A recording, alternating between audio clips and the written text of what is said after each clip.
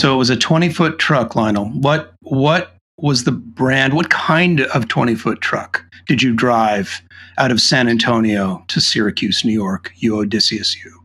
A very old U-Haul truck. Oh, and with 20. Okay. Yeah, with like rust stains on the hubcaps, and I Ooh. mean, as I said, I likened it to several things. First, I likened it to driving a Sopwith Camel down the highway because the thing was just constantly like yawing and pitching all over the place. The second thing I compared it to was the generator in Silo. Oh yeah, right. Because it would make these noises at certain speeds. It would sound like somebody dropped a crescent wrench in the transmission. You need a very specialized kind of mechanic to work on it. And there's a couple of, I also like it driving a T-52 because the thing just sort of clanked along, but it refused to give up. It was actually a good truck. Oh, but you made it, and you are now ensconced in your new home. Yep. In Syracuse, New York, which is very close to me now, much closer than it was. We're in the same time zone. Unbelievable. Time zone. And we have our guest for episode 3 of season 4, which I'm very pleased that Mr. Greg Olear is here to join us. Greg this is a bio that he literally sent me, and I'm just going to read it because it's very short and kind of humble, and it really doesn't say it all. But Greg is the author of 3 novels and 2 nonfiction books. His regular column and podcast are both called PREVAIL. He is the co-host of a YouTube live show, The 5-8 on Friday nights, which I have been watching today and really enjoy. He lives in New York with his family, not actually in New York now, but in Westchester, New Paltz, New York. Mm-hmm. And I know one of your nonfiction books is Dirty Rubles, which is Lionel was just saying he wants to read. And the novels are totally killer. Father Mucker, and the book we want to discuss, which is Empress, The Secret History of Anna K. Thank you for joining us, Greg. Thank you so much for having me. It's a pleasure to be here, gentlemen. I read your book 2 summers ago. You had asked me to come up with some ideas of to self-publish or indie publish this novel. And I, of course, I was like, you put it out there and nobody reads it. It was basically what I said. I tried to come up with a kind of a pithy, prophetically, as it turns out. Yeah. It's not right, actually, that it shouldn't. If it hasn't been read widely, it's an injustice. But interestingly, the book is a heartbreaking book about injustice. And I was just rereading it, refreshing my memory. And one of the things I find is, first of all, it's completely overwhelming in terms of historical data. The names, which of course are Byzantine in every sense of the word, and the lineages, Byzantine in every sense of the word, and the number of things that happen in this short period of time is insane. And you think of the Dark Ages that kind of nothing is going on, and yet when we say Dark Ages, I'm jumping all over the place. But this book affects me deeply. I really enjoyed it that summer that I read it. I really enjoyed rereading it. I kind of started in the middle this time and kind of went all the way to the end. The ending is just it's wrenching. So I want to know, aside from possibly the fact that you read the Alexiad, which was written by Anna Komnene. Am I saying that right? I say it Komnene, but I don't actually know how to pronounce it. Okay. It's all Greek to me, Jim. Which is another thing. Yeah. All right. Why her? What was it about her that grabbed you enough to write this fantastic book? First of all, thank you for that wonderful intro, and I'm so pleased that you read it the first time, let alone another time, and enjoyed it. And I like that it's wrenching. As a writer, I like to hear those things. That there's an emotional response to it. I've done a lot of not research, but just reading about that time period, and I think it's a time period, the Byzantine Empire, that people don't tend to know that much about because it was based in Constantinople, which in 1453 was taken over by the Turks, and basically the entire seat of power vanished. I mean, it's still there, but it got usurped, and it's odd for a a major power for that to happen to. London has always been London, and Rome is Rome, and there's always been something there. But Constantinople, this whole empire that sprung out of that place, is gone, physically gone. So I think that's part of the mystique of it. And none of the names really are anybody that anyone's heard of. The book is set between like the mid 1000s and the 1100s AD. And around the time of the First Crusade, which, Constantinople was the sort of fulcrum of the First Crusade. So part of my impetus was I wanted to write something about that, and I had some vague idea. And then she is the firstborn to Alexios Komnenos, who was a real emperor and a usurper. And she, by all rights, should have been the heir, but she couldn't be because she was a woman, even though she was like smarter and more capable and like better than her brothers, who were also younger. So she had this kind of axe to grind, I guess. She's bitter. And she wrote this sort of hagiographical history of her father's reign called the Alexiad, which I think she's the only female writer to write anything like that in terms of the scope and the the scholarly stuff that's going on there. Go ahead. Can I just say bravo on the word hagiographical. It came up near the end, and I was like, oh my God, what a fantastic word. I'm like, where do you even find that word? That's fantastic. Thank you. But, hagiographical is a fancy word for ass kissy, really. Mm-hmm. And I think she had reasons why she wanted to, kind of talk nicely about her father's reign at that time. And but the whole thing struck me as very sad. And I kind of wanted to write, I don't know. Then I was like, what if there was a secret history, an alternative history to this kind of pretty clear bullshit book. Right. And the main character, and I thought she could be the narrator of this, and she's the logical narrator. Because like in I, Claudius, where Claudius is the narrator, he's alive for so much of the stuff that happens. Even if he's young, he can talk about everything in a big sweeping way. So when you're writing a sort of epic like this, you have to have somebody that's, long lived and has great access to all these people, which Anna had. But the main thing is there's a character. She's not a character; she's a real person, Maria of Alanya, who was a princess living in Georgia, which was slightly different than where it is now. But roughly in the same neck of the woods in the Caucasus. And that was a vassal state to the Byzantine Empire. And she was 14, I think, when she came over, 15. She was very young. Mm-hmm.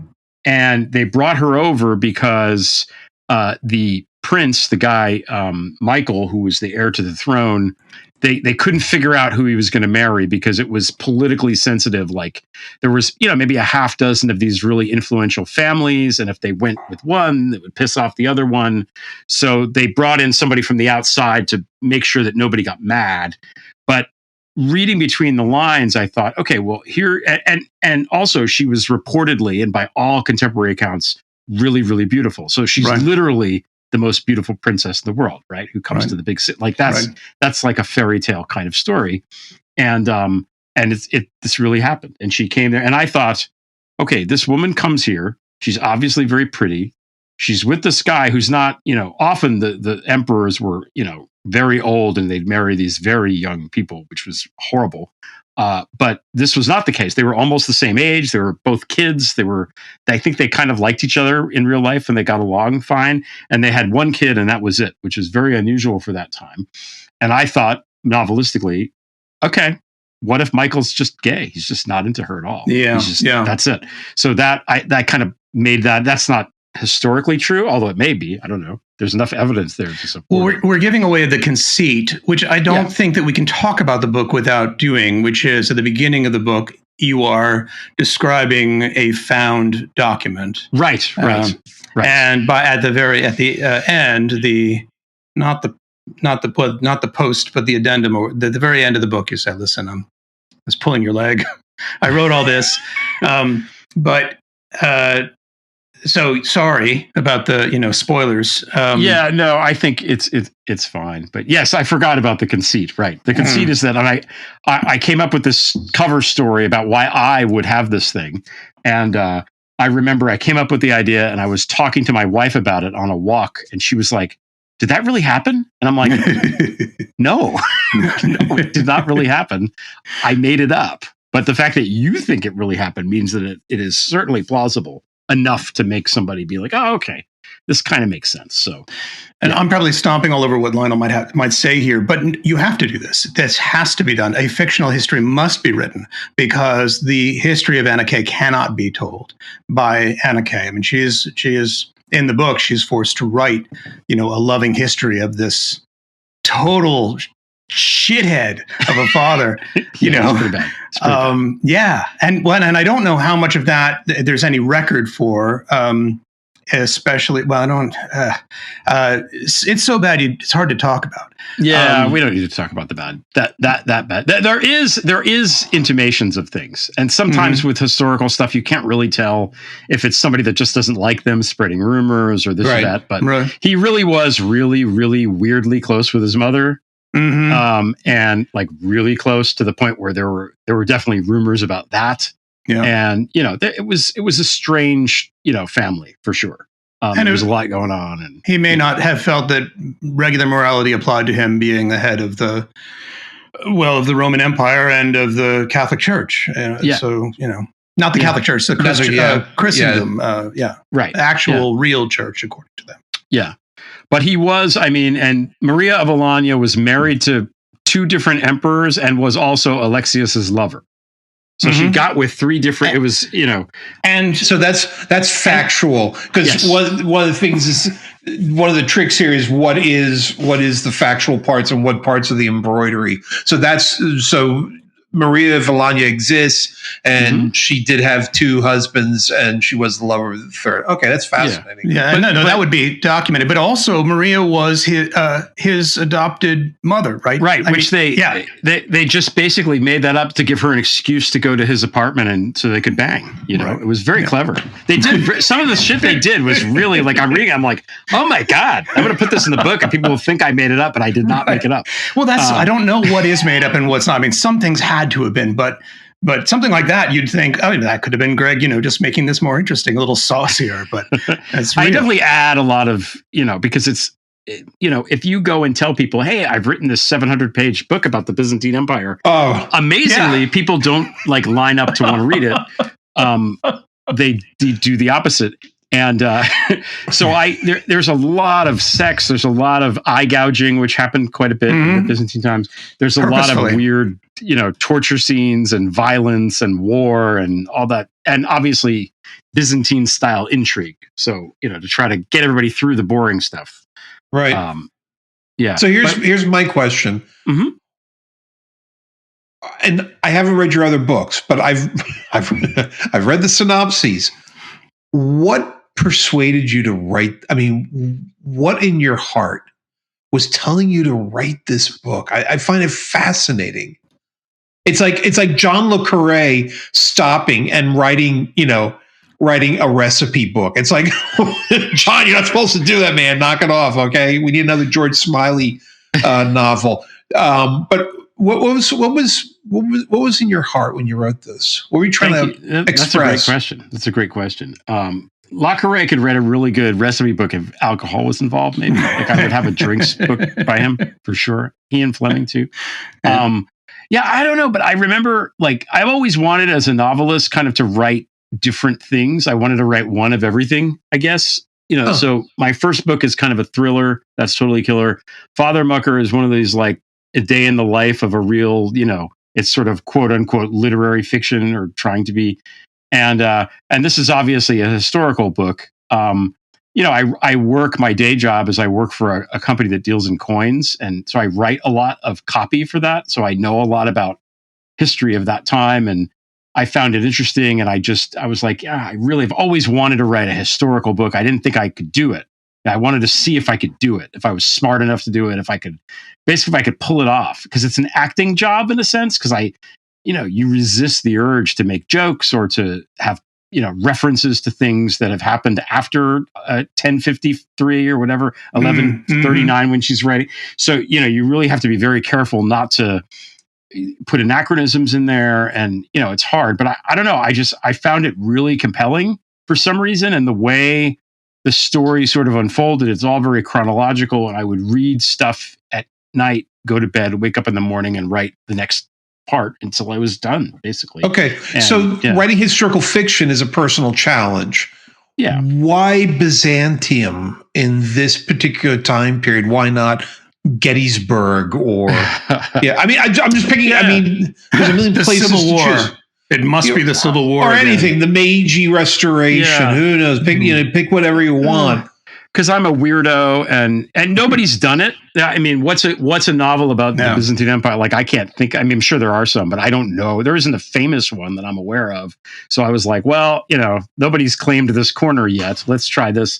And I think that the empire is interesting. I think it's a lot like the United States. I mean, it isn't. There's lots of ways it isn't, but it's like the United States in the sense in that it's. If you think of the U.S. as like the Western powers removed to a different place and stuff like that, and a disparate, group coming together and all that, there's a lot of meritocracy that went on within the people that worked at the palace and the administrators and the tax collection machine of the Byzantine Empire was fucking amazing. It sustained centuries of complete morons at the top of the thing. And because they just had really good systems. I think Justinian designed most of them. But so I just thought it was interesting. I thought it was cool. I think the first crusade in particular is so whack, but it's also like, especially I wrote this book mostly in 2015. So before Trump, before any of the stuff that happened. But the First Crusade is really like if you think about it and look at like J6 and what happens with, manipulating people from a distance and getting people stirred up and spreading disinformation and causing, what is it? I can never say the word stochastic terrorism. That's basically what it is. It's the Pope saying these people, they do the playbook. It's like, these people are animals. They're, children, save the children. It's basically save the children, go kill these people. That was the whole thing. And, they did it in a way to get rid of, people that might otherwise be making trouble in France. Right. So, sent them there to make trouble there and hopefully, due to their end. So I thought that was interesting. And in the book, I have basically Anna and her grandmother just conceive of the whole thing. And they, that part I made up. That's fantastic. That's a great twist. It establishes Anna as a kind of military genius that is never taken advantage of ever again in the rest of her, the rest of her life. So another spoiler, but Anna comes up with, and not only a plan to convince Pope Urban II to start the Crusades, but a plan to secretly inform the Turks that they're starting the Crusades, and the Turks may want to wipe them all out. Thus, basically solving two problems at once. Whoever wins, it's like the cage match between Elon and Zuckerberg. Whoever wins, we all win. It's just really secretly hoping that they're both taken down somehow. Yeah. But another thing, I think that I thought. At the time, even like Anna was Hillary in my mind, like she's a woman, she's clearly better than everybody else. And she's being, and again, I wrote this before, but just denied the power. And that's a theme throughout, because they had these all throughout Roman history, and Byzantium is really just an extension of Rome, and they thought of themselves as Romans, and it was the new Rome, whatever. But you never had a situation where a woman could be the empress by herself. There always had to be a husband, a son, some dude. They could be They could be in an iron lung on the bed. It didn't matter, but they had to exist. And once that person was gone, that was it. It was curtains, and it was over. And it could end really, really quickly. And even though a lot of times, more often than not, the women kept the long dynasties together and ran all the administration. And, if you've read I, Claudius, like Livia does all the work. I love the portrayal of Livia in I, Claudius. Awesome. It's fantastic. I love her. She's just like poisoner. I read that it was years ago, but the first time I went, the only time I've been to London, and I went to the the British Museum where they have the busts of the Roman, and I looked at her and I was like, yeah, that's exactly like I knew exactly what she looked like already. It was really weird. I remember that. Wow. Now, but so that's all of the motivations. And I wanted to show kind of how sucky it is for women historically, but also how stupid it is for everybody that they can't have power. Yeah. And how we're all being screwed by basically taking half the population and denying them of the right or the ability to rise up to the level of their own ability, And going through it again, it does strike me this is a deeply feminist book, even though it's written by a male author. The themes of feminism, and just you get the sense the second way through, the Alexios in some way is just trying to crush this brilliant young woman so that she will not rise up either against him or just as a woman, to her full power, which she absolutely deserves. When you introduced the book to me 2 years ago, you had said, this is the story of the Empress who should have been, but wasn't. Yeah. And that, absolutely is it comes across that way in the novel. We don't know, precisely what she was like, but the story is really compelling. Thank you. I think my version of her is probably a little cooler than what she was like.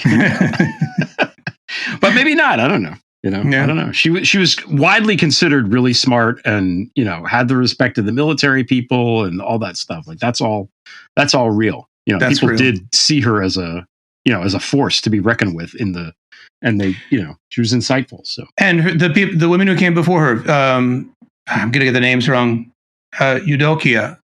Also formidable. That was sort of beautifully written. That she's like, no, we're not going to name a new emperor right away. Nope, Michael's an idiot, and yes, he's my son. I'd rather kill him than, And of course Maria, who is super savvy and just plays everybody. I love her. She's my favorite. She's it shows it. And then the letter at the end, from Maria that Anna finally receives, and tying it in with the Knights Templar. It's really beautiful, a beautiful scene. Thank you. But I'm sorry, I'm gushing, and Lionel's not. Please gush. Gush away. I would like our listener to read this book, Empress, by Greg Olear, and then tell 8 friends to read the book, because it must be read. It is. I know every author's indie published feels this way, but this is a fantastic read, and it is just on a subject that you just don't ordinarily come across, which, Yeah.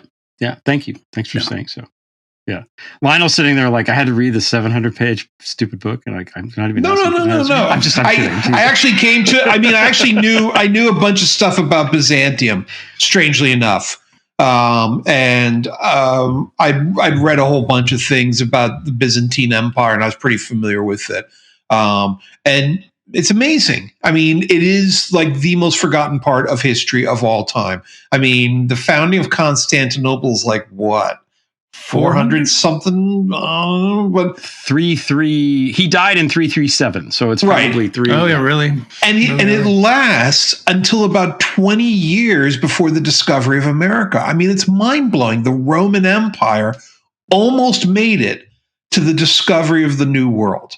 Yeah, that's a good way to look at it. And it continued, and when they got walloped in the 1400s, when it really started crashing down around them, the scholars escaping from the Byzantine Empire all went to Venice, because that was the other big power. That was the next city over. That was a huge maritime power, and they all went there, and they were absolutely critical in kicking off the Renaissance. It was them who brought all the Greek translations of the works of Socrates and the Greek tragedies that had been lost to Europe for hundreds and hundreds of years. All these Greek scholars show up just at the same time that this guy's inventing this thing called the printing press, and then Aldus Manutius in Venice puts together the Aldine press, and he hires all these Greek exiles from Constantinople and says, "Hey, let's put this all down on paper. We're going to basically do paperbacks of Socrates and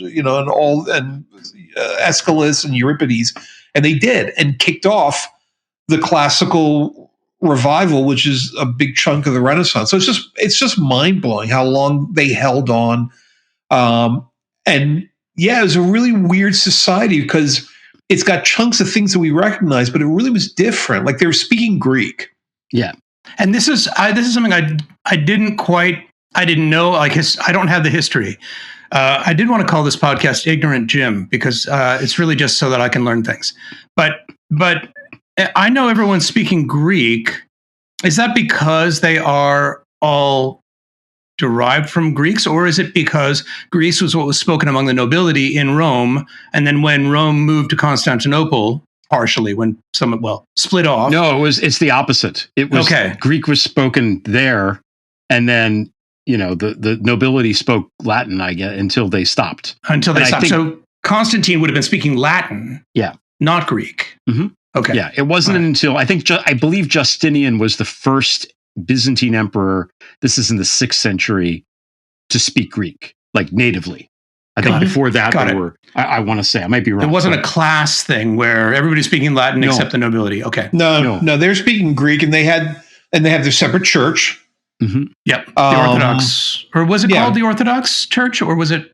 It was called the Orthodox, right? Church. That's what we call it. I think they just called it. The Christian. Church, yeah. And they had, it's just, but it's amazing. It survives and it survives and it survives and it survives under enormous threats from everybody. I mean, the Islamic empire is constantly banging on them. Mm-hmm. The Huns, the Turks, after Islam is where it gets really hairy. That's when the Ottoman, everybody's trying to take it. The Western Europeans, right? The Franks. Oh, them too. Yeah, Robert the Fox. That was a great scene. The siege of Constantinople. I really loved. Yeah, I love the description of the Western Europeans when they come. And Anna says the scent of onion lingered in the air. Oh yeah.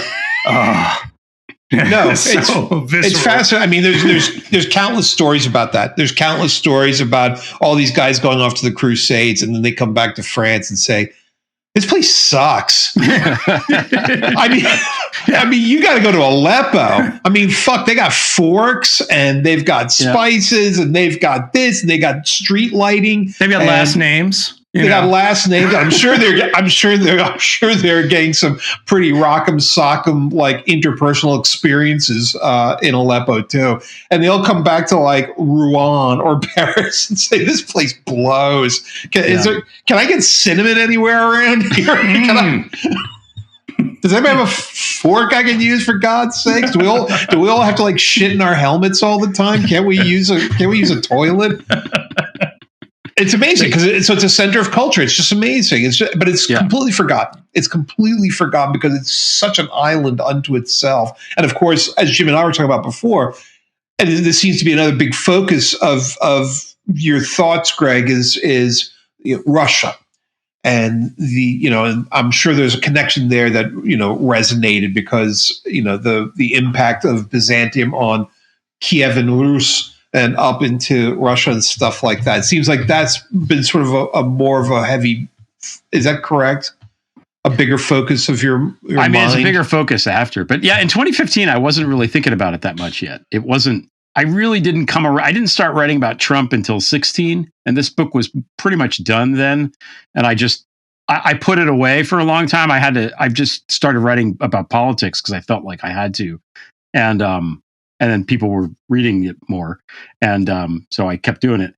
But yeah, it wasn't until after that I kind of went into the Russia thing a little bit more heavily. But I've always known about it. I took Russian history in college, and I write about it a lot from the coin thing, and so that's an interesting. The coin Russian thing? histories. My coin job, my day job, where I write about. Yeah, the Russian history has some wackadoo stories. Oh. It's outrageous. It's a roller coaster. It just starts off insane and just goes. Yeah. Go ahead. Some of it is making its way into popular Western TV and storytelling, whereas Byzantium has not yet. I think. And I maybe had planted this idea that there was a connection between Byzantium and Russia, perhaps through the path that the church, but also in Greg's mind, because the friend that we share in common goes under the pseudonym Moscow Never Sleeps, I believe. Yes, and he does. And I don't know if that means that he does not want to be named, so that's all I will refer him. We shan't name him. We shan't name him. But yes, he is a Russian expert and knows just a ton, and always has been studying that. So I had thought that there was some through line there. There is, in a sense, where the seat of power of the church, like the Russians, and especially the Russian church, as I understand it, believes that it is the sort of inheritor of this tradition, where it goes from Rome to Byzantium to Moscow. Right. So in a sense, like Rome, the continuation of that great empire. Yeah. And there are two eagles. Yeah. Yeah. And I mean, Tsar is Caesar. It's just a truncation of Caesar. And if you go back and look, the Crimean War started in the 1850s because of some dispute in Jerusalem over which church was going to light the candles and some weird thing like that. Now we'd be like, wait, what? That's dumb. We don't start wars for this. We start wars, because Kim Kardashian said something on Twitter or whatever. Yeah. Jitter, I think we should call it, perhaps. And sending jeets, perhaps. I don't know. Oh God, that guy. That guy. He reminds me, there's a character in the book who's one of the emperors who makes a brief appearance, who's Romanus Diogenes. Yeah. And he's sort of this... Sorry. No, go ahead. Sorry, I'm such a fanboy of this book. So, I love that you love it. That's really, so in the beginning, of course, I can't remember any of the names. Eudokia? No, what is it? Yeah, Eudokia. Eudokia is married to Constantine the Ninth. No, who was discussing? Oh, it's the Dukas family. Yeah. Is talking about who will be emperor, and they're like, Eudokia's with Diogenes. Is that? Diogenes. Yeah. And everybody goes, oh fuck! What an asshole. Sorry. Please. No, continue. I was going to say he comes in all Elon Musk like, and he has his cheering section. He's an idiot, and he winds up. He thinks he needs to have this big military victory, which he really doesn't. So he does, the tactical blunder that they talk about in Princess Bride, which is never getting a land war in Asia, right? That's exactly what he does, right? And he goes too far. The Turks retreat, and then he realizes he's too far, and they take him captive. And the lion, the guy Alp Arslan is the sort of nickname of the Shah there, and he brings him to the court. He feeds him, makes sure he's okay. And this is a true story too. Which story is fucking. It's just. Can I swear? I forgot to ask. I think I have to put a little E on it. But I was the first one to use the F word. So you go. Okay. I'll just. I don't have to. I just. No. Go ahead. Because this book really requires it. Okay. Absolutely. Okay. I just want to make sure that I'm not like F-bombing all over your. So anyway, this is a true story, and it's fucking awesome. So this guy Alp Arslan is like, okay, well, if you captured me, what would you do? And he was like, well, I'd probably parade you, through the streets of Constantinople, and we'd do a thing, and then I would execute you. And he's like, I'm going to do something worse. I'm going to let you go. Right. Yeah. And it's like, it's chef's kiss, man. I can't even. That's next level bad guy shit. So good. Yeah. Why? Why did he let you go? Yeah. No, it's great. It's great. It's like I'll let. And then now, what I've forgotten is that why Michael takes the throne, takes the ring? It's because they don't know if he's dead or alive. They don't know if he's dead or alive. They assume he's dead. Right. They haven't heard from him. They install him, and then he's like, "I'm alive and I'm coming," and everyone's like, "Yeah, no." I don't think that. I think that's a bad idea. Yeah. Right. Yeah. And Michael has absolutely no interest in the most beautiful woman in the Caucasus. So it's awkward. It's awkward. Yeah. And Maria is not exactly. I mean, she enjoys the company of men. Let's just say. Yes, she does. Yeah. Anyway, I'm just giving everything away. Well, actually, with Michael, it reminded me of the line from the Barbie movie, where where Ryan Gosling I know says he's talking to Barbie after they're trying to reconcile near the end of the movie. He goes, yeah, he says, once I found out that the patriarchy wasn't really about horses, I kind of lost interest in it. I laughed so hard at that statement. I thought that was the best line. It was the best line. That was the other best line is, the Birkenstock or the high heel. I'll take the high heel. No, you're going to take the Birkenstock. It's not a choice. This is just a dramatic fiction here. And of course, it's meant to be a joke on the Matrix. So how did it change you when you were done with that book? Were you just like, okay, done with that one. What's my next project? Or were you changed by it? Oh, that's a good question. Did you have an idea? Did you have an idea of what you wanted to do next? And then when you were done with Empress, you're like, oh, forget that. I'm going to do this, and I've got a different tangent now. I thought to myself, if this works, like if I can sell this and it sells, I could write more historical stuff because I enjoy doing it. And there's definitely different stories that I could tell that would be fun to write about. But I was really sure that some publisher would want to buy it. But I don't know if you guys are have the same experiences that I have. Publishers are not really savvy about stuff sometimes like this. I literally could not even get an agent, and I did all the things. I sent whatever it was, 56 letters, and I know people send more, but I was just going to the ones that like specialized in speculative fiction, and they were just like, no, it's not this sort of thing. And this sort of thing is hot right now. So we're not. But of course, if it's hot right now, then by the time you actually publish it, and then that takes 2 years to like lead up to the printing and getting the promotion out, then it's not going to be happening at that time either. So it just struck me that the whole business, and I know people have said this, the whole business is really kind of a wreck. It's a 19th century model, and it's 2023. So, and I remember my then agent, when I had Dirty Rubles come out, I was like, I have this book, I want to publish it. And she's like, yeah, what do you know about that? Nobody cared. You don't know anything about it. About what? The Trump Russia stuff. So I'm like, actually, I know a lot about it, but. Right. Yeah. Yeah. Why not? Why can't I talk about it?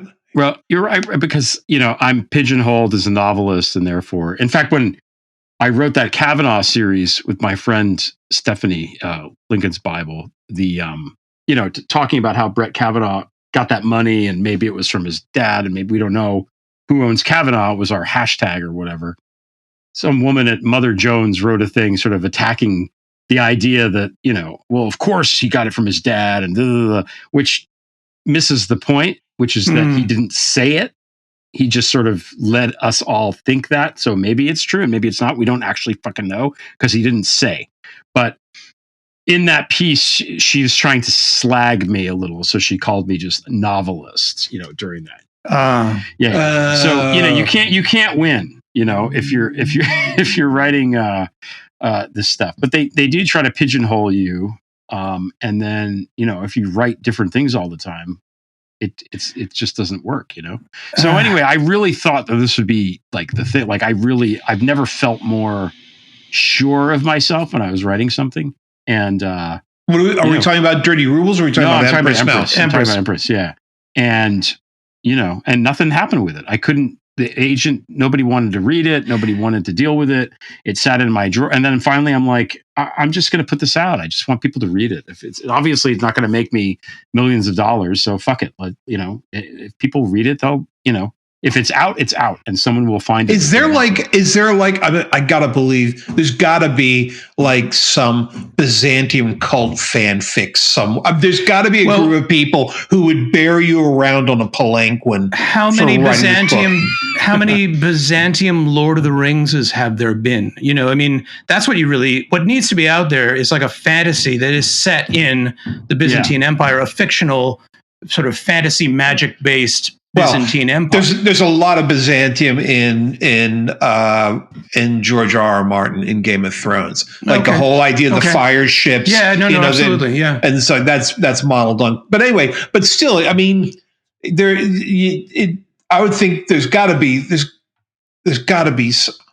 Well, I'll tell you, it's serendipity, Greg, because I went to look up in Libby. You know, Libby's the application where you can get books from your public library.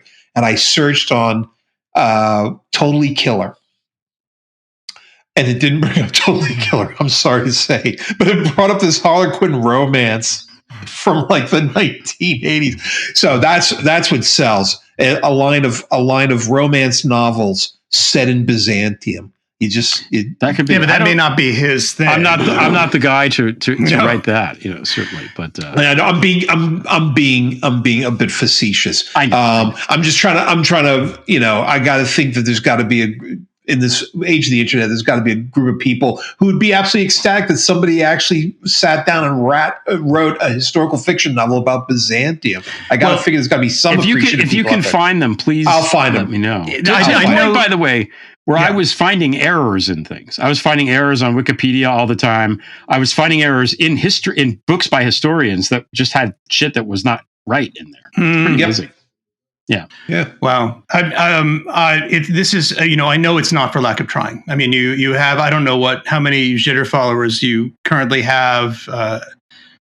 You have a lot. You have it doesn't matter because Elon doesn't let anybody see anybody see right, the of tweets. Course. So, well, I have now taken a month off of all social media. So I'm at Jim Infantino on all the social medias, but if you write me there, I won't see it until September because I was on vacation and I was literally on Threads the whole time. Okay. And towards halfway through the end of it, I was like, what the hell am I doing? Like I'm in this beautiful place by a lake. The loons are calling. I'm swimming. And why the hell am I looking at this awful stuff every day? And I wonder, I don't know. I wonder. It's been a great month off. I have to say, all of August, nothing. Not even a glance. My friends are like, check this out on Jitter. And I'm like, no, I don't look at it at all. So I don't know. I mean, Substack is an interesting model and you have a very strong presence there. How have you felt about their notes platform, about your interactions there?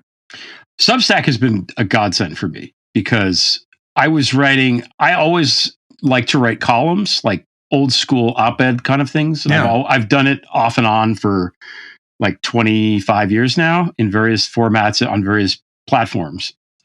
Usually something about politics or culture or whatever. And Substack has the model where, for me, it's great because I write and I hit publish and it's out there and that's it. I don't have to do anything. People can sign up or not or whatever, and they can pay me is great. But there's people that do it differently than I do, where they, really do the hard sell and the guilt trip to try to get people to subscribe and pay. Mm-hmm. I hate that. I don't put anything in a paywall. It's like, I want people to read everything that I write. So why the fuck am I going to hide it behind a paywall?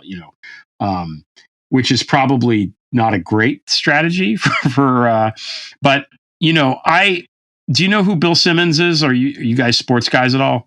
I'm not. I'm in any way a sports guy. Yeah. A lot of people, our show on that we do on YouTube is called the 5-8, and it's we do 5 topics, 8 minutes each, which was just a random idea that we had after the title of the show came out.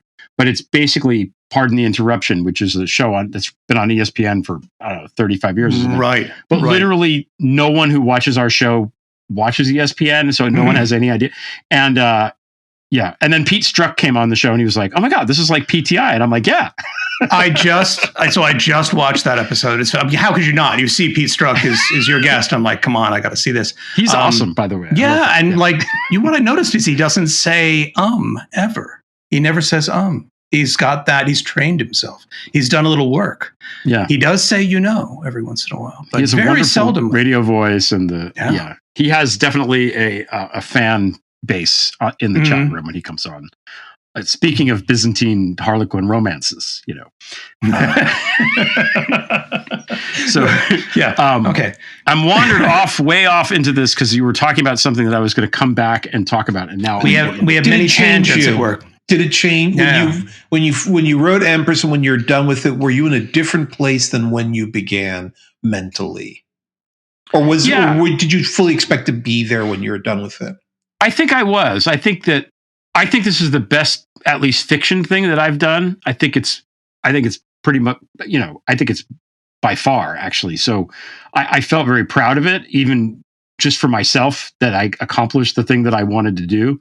I always wanted to write an epic. I wanted to write something long that required appendices and stuff like that.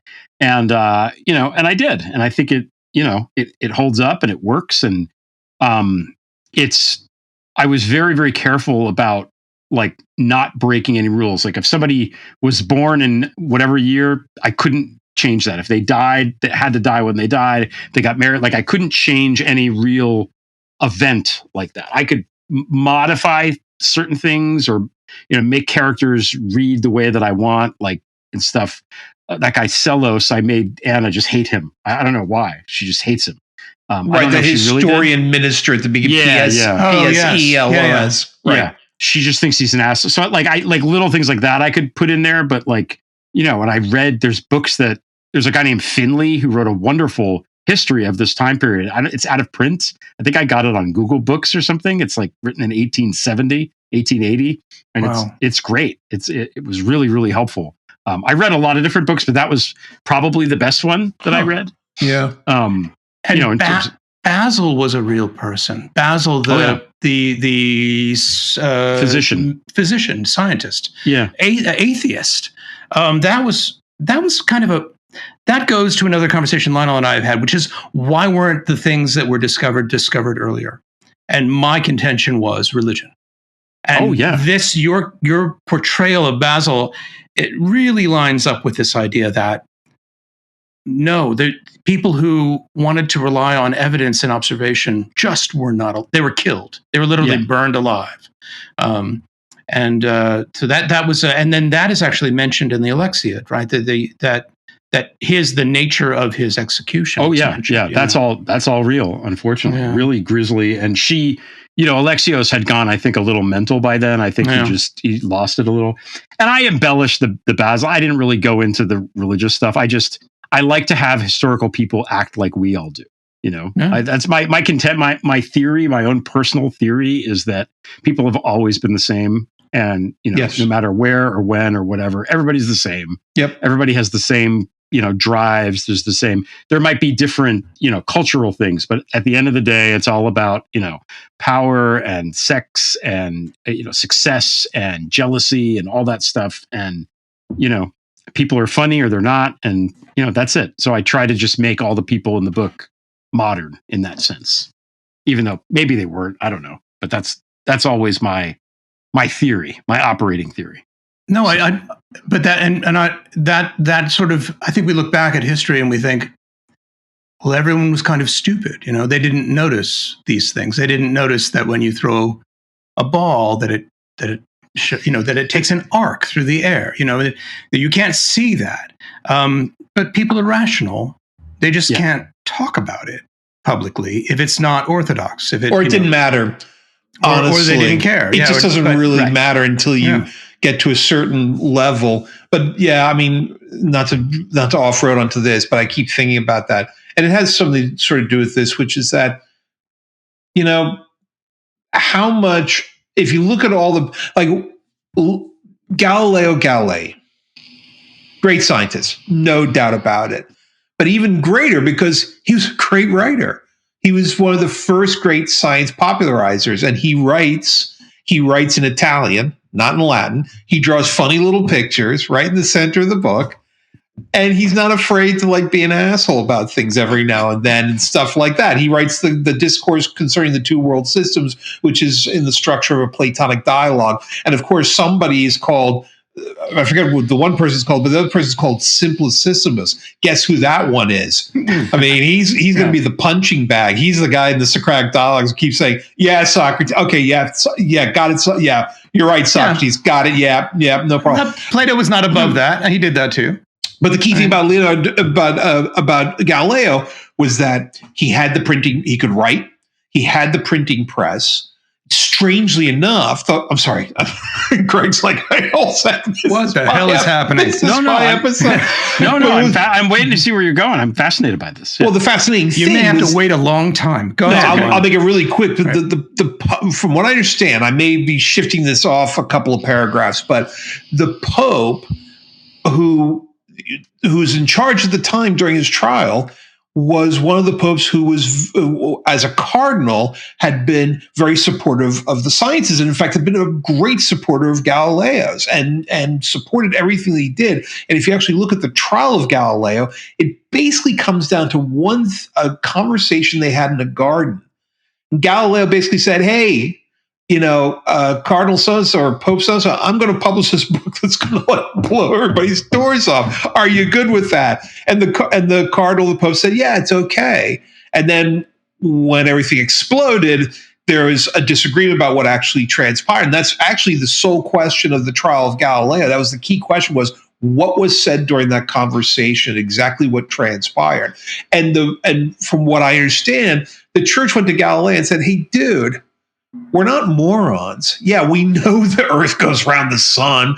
We've known it for centuries, but you just can't lay this on everybody in a half an hour. It's just going to blow everything up." And Galileo said, "Screw you! I'll do whatever I want." And then the church goes DEFCON 5, and the claws come out, and they say, and they easily could have killed him, but they put him under house arrest. And so like that. But the key thing, though, I'm sorry. Yes, Jim's right. I do digress. The key thing is people have these great ideas all the time, but what's really important is that you have a whole army of people around you who are willing to retell your story. I mean, how much would we know about a great composer if it wasn't for the hundreds of people who listened to the works and wrote reviews and wrote glowing books and biographies?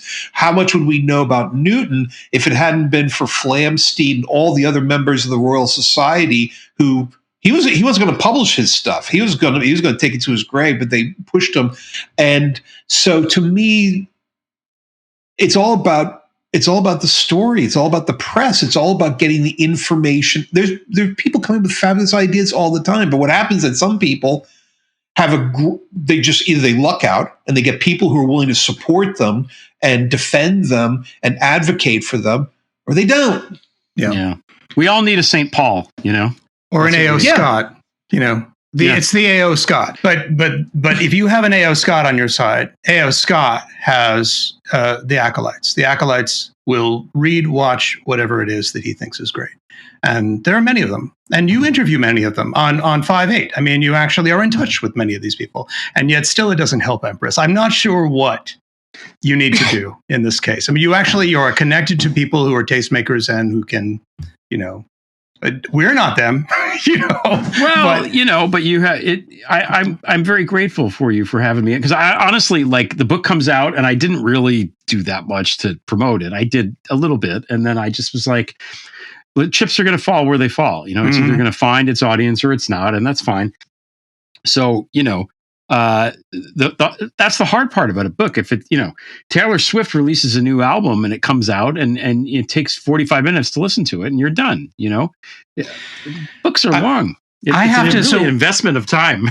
So I want to digress. I have a digression. And we do this. We've stayed on topic a long time. So now, just for say the last 7 minutes of this, I just want, maybe this will just be pure digression. Is this going to be about Taylor Swift? Yeah, if it is, I'm leaving. Why? Okay, go ahead. Fine, all right. My daughter who's 12 years old, and I we went ziplining today. We went to the Alpine zip line in Lincoln, New Hampshire.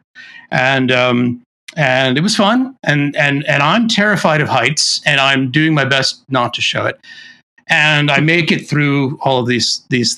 I have to say, it's actually the safest part of it is the zip line. The part that doesn't feel safe is that they put you in this kind of military assault vehicle to go up the mountain on these dirt roads, and that is terrifying. And on the way down, same thing. You're in a troop transport that was made in Switzerland. In 1978, and that's horrifying. But the rest of it, you're in a really heavy duty harness that could hold 800 pounds if it needed to. Everything else is completely safe. We're on the ride home, and I had just heard this podcast. I don't know who was talking about it, but they were talking about why Taylor Swift really deserves to have 3 album Grammys along with Frank Sinatra and the Beatles. There's only 3 artists that have ever gotten this. And they talk about her songwriting.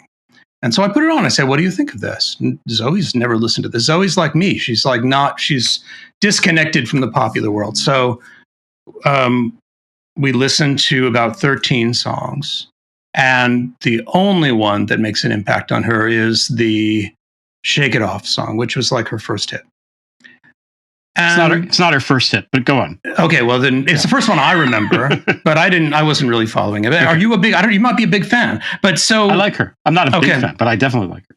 And that song is amazing. That song is incredible. Yeah. It's really good. Two things she noticed. She said, I noticed when we were watching the lyrics go by on the iPhone that she's listed in the writing credits last. She noticed that. And then she said, she keeps using these phrases over and over again about take me home, and everything else sounds like something that's been repeated a lot. I said, yes, that's called a cliche. And our opinion of Taylor Swift, and I didn't know, I hadn't really listened to enough of it, but we both came to this feeling at the end of it that these are Nashville songs. These are a series of cliches strung together in a very attractive way, sung with an attractive voice and produced really well. But that in terms of songwriting, and me having spent most of my life, trying to craft a good song, if you put that up next to any of Joni Mitchell's songs, it's not anywhere near the same kind of thing. Before it's apples and oranges, though. Yeah, I mean, and it's not. I mean, it's not like these are popular songs. Joni Mitchell songs are popular with certain people. I totally get that. And in terms of actual writing, there just isn't enough material in the Swift songs. That was from 13 songs, a sampling. I'd be curious to know which ones you listen to, because she's interesting because she. I disagree about I think her voice is actually very mediocre and generic, but I think she's very good at writing. She takes maybe cliche ideas, but she renders them through her own lens in a way and twists it just enough to make it kind of original. And I think that's the key to her success. Like, she's saying things that everybody can relate to while lamenting her life as this very famously unable to stick with one guy, to date anybody person who's been famous since she was 15 or 16 years old. So the new album, Midnights, which came out about 6 months ago, I think, something like that.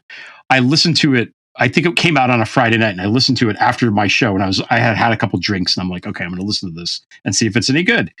And I listened to the whole thing, and I'm like, oh, I really like this one song, because now she's starting to write more adult-ish things. Like, it's darker. She's going darker. Yeah. Okay. And the song that I like the most is Antihero, which wound up being the big hit, which also made me feel good because I could identify the hit. But there's lines in it where she goes, I don't want to butcher it, but let me just make sure I have it right here. I should look it up. I don't want to butcher it. Can I look it up for 2 seconds? Yeah, that's totally, go ahead. That's totally fine. You can do it all the time.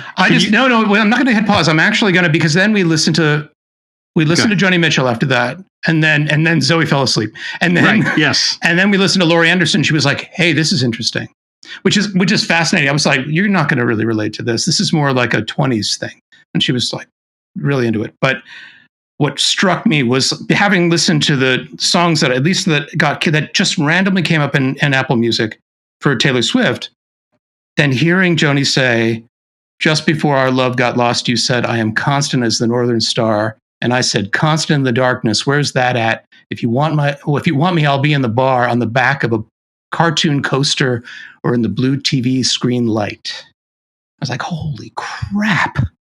That's like, that's good. That's good. That's incredible. I don't like how she says the word mirror. Okay, fair enough. Because she's Canadian. It's my mirrors. My wife loves Joni Mitchell, so I make fun of that. Where are your mirrors? It's like, can you just say the word correctly, please? It's weird. Okay, here's what I want to say. So there's this sort of, like you said, it's just kind of this, song where she's talking about herself. And then there's this weird line in the third verse. She says, "I have this dream. My daughter-in-law kills me for the money." She's not married and she doesn't have kids, but that's the, okay. She thinks I left them in the will. The family gathers around and reads it. And then someone screams out, "She's laughing up at us from hell." This is weird and dark, and I'm all for it. And it's, I don't know, she's not Joni Mitchell, she's not, but she's good. She is good. I'm very fussy about it. I'm sorry, I didn't mean to make it sound like she wasn't good. No. I noticed she didn't capture the 12-year-old next to me, and I thought, oh, that's significant. I mean, I only mean this to say It is totally the theme of the book. Sometimes the good stuff doesn't rise to the top. Amen. Amen. By the way, I think my kid told me the Eras tour topped $2 billion. Yeah. And that if she misses a night, it will actually impact the local economy. Like it's such a massive kind of thing, which is crazy. But didn't her fans cause an earthquake, or was that somebody else? Probably. I thought they all started jumping. There was literally a magnitude something earthquake. I wouldn't be. I have. It's funny that you bring this up because I have Taylor on the brain, because I don't know. In my podcast and on the 5/8, I write these song parodies that we do. Yeah. That are like Trumpy. So this week's is a Taylor Swift song. Usually I do like Beatlesy, I skew old, but I'm like, we have to do something new. So this week's, I did actually a parody of the Taylor Swift song. Yeah. And this is the one for Friday that you're doing tomorrow. Yep. Cool. Yeah. So everybody check out the 5/8 and definitely check out PREVAIL, both the podcast and the Substack articles. They're amazing. I'm a writer of sorts, but when I read the amount of stuff that you write on a daily basis, I feel carpal tunnel like creeping into my hands. Like, I don't understand how you can, and for work you write. So you're an inspiration. What can I say? Thank you. I honestly, I don't know either. Someday I'm going to look back on this time and be like, what was I on a coke? Like, what was I doing? I don't know. It's like a machine now. Just has to keep going. Of all your writing and stuff that you're doing right now, what's the one thing we should be paying attention to? What's the one thing that you think that you're seeing that you wish you had a megaphone and could tell people, hey, pay attention to this. I really mean it. You need to pay more attention to this. Great question. That's a good question. I write about a lot of, there's really a half dozen themes or people that keep cropping up in what I'm doing. But I think it's the Leonard Leo stuff with the Supreme Court. And he's the co-founder of the Federalist Society and this dark money guy. And he basically installed, he's either friends with or helped install 6 of the judges of the 9. And he's a radical Catholic. He's bad news. He's a fascist and extremely anti-abortion, which means, pro-forced birth, extremely homophobic, obviously transphobic, to the point where he doesn't even want contraception. Like he's kind of a lunatic. Weirdo is a word I would use. He looks like, I described him as if the Penguin worked at Jones Day. And he's this fucking guy from Central Jersey he's only like a few years older than me, which is crazy. I'm like, I know who you are, man. You're from Monroe Township. That's not even a real place, dude. And you're trying to overcome your embarrassment about where you're from, and it's really obvious. And yawn. And he has this incredible comic book villain name, Leonard Leo, right? Which it literally sounds like something from an old, Batman cartoon from 1943 Lex Luthor. Yeah. Right. And, but this guy's really dangerous. He Barry Side just gave him $1.6 billion to spend however he wants. And most people don't know who he is. So I think that, that's a really important thing to pay attention to and tell people about, because I don't think, like the Byzantine Empire, I don't think anybody knows about it. And it's important. Because he has outsized power to determine, the future of the country. Because everything that these kind of radical Catholics and fascists together kind of want to do is, it's pro-fossil fuel. Anything bad, that's where it's at, and it's going to, exacerbate and hasten the end of the world in terms of the climate crisis. So, in addition to putting lots of women's lives in danger and stuff like that. So the guy's a menace, and people need to pay attention to that, I would say. And so he has a lot of money. The thing I wonder about is, Citizens United. And, to me, it'd be a lot better if there's a lot more sunshine and a lot more disclosure about where the money was coming from and where the money was going to. Yeah. I know a lot of people just yawn at that, but I think if you could put it together cleverly and have a good website or a good app on a phone where you could track this stuff and have really good visuals, it might actually cause people to sit up and pay more attention to this stuff. I think where the money was people coming are from. working on that. Senator Whitehouse, who I've had on my podcast, is working on it, and there's a guy. There are things out there that are available, but I think the thing that's making people pay attention is that they overturned Roe. They said they wouldn't, and they did, and now it's a fucking shit show. There was a right that people had in this country that they no longer have, right. And that's not something that we're used to. Anybody our age, it's just never happened before. So, we're in the business of enjoying more rights and having our rights expanded, not taken away. So, Elie Mystal calls it forced labor. Yeah, and he's totally right. Have you managed to? That he would be an interesting guest for you if you ever managed to land him. I've tried. He doesn't answer his DMs. If you're listening to this, come on my show, man. There's like no chance. There's no chance he's listening. I'm not even sure anybody will listen to this. Honestly, I did this so that I can. His book is great. It's so funny. There was the part he just talks about Lebowski for like 3 pages, But it's great. I love it. So wait, you're talking about A Black Guy's Guide to the Constitution. That's what I'm talking about. Yes, yeah. That we talked about that on the podcast. I don't know if Lionel ever read that. Do you ever read that? No. That's a great book. It's short. You blow through it. It's and wonderful. It's a rant from the beginning to the end. It's fantastic. It's really good. Yeah. Greg, I don't want to keep you any longer. You've got so many, I think I'm busy. I'm not busy compared to the way you're busy. My hat's off to you and keep doing what you're doing. And thank you so much for talking to us. Yeah, thanks.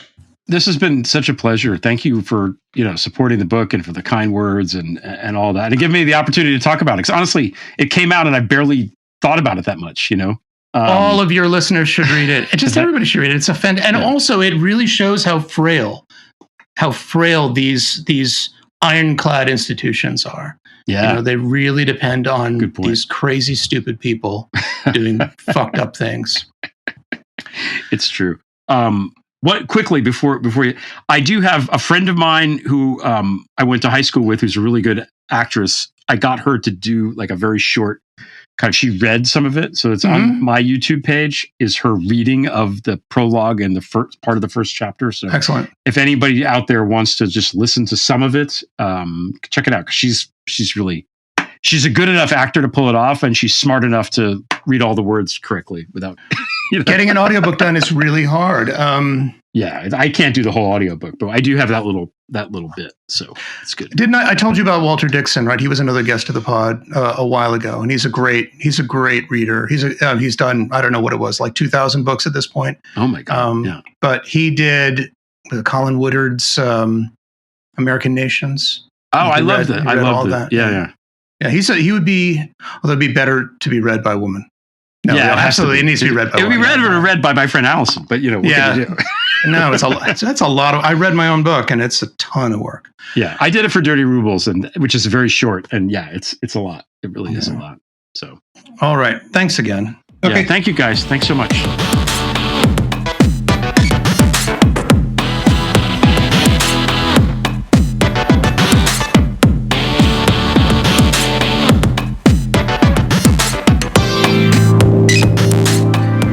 Not Funny podcast is produced by me, Jim Infantino. This clip from the album Utopia Revisited. We are found wherever podcasts are found. Visit our website at funnynotfunny.bigego.com. Please tell your friends and leave a rating or review.